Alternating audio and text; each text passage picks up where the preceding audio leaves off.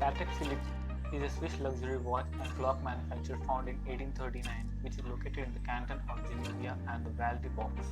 Since 1932, Patek Philippe is one of the oldest watch manufacturers in the world with an uninterrupted watchmaking history since its founding.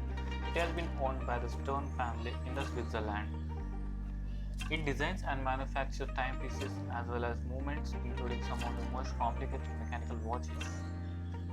Patek Philippe is widely considered to be one of the most prestigious watch manufacturers in the world.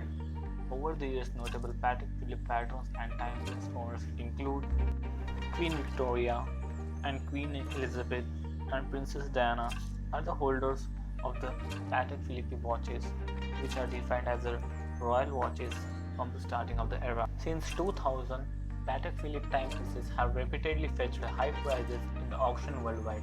As of 2018, among the world's top 10 most expensive watches ever sold at auction, 7 are Patek Philippe watches. Among the 58 most expensive watches, 46 were Patek Philippe. This is split second chronograph, which is $347,599, and this is the Costliest Grandmaster Chime, which is $31 million.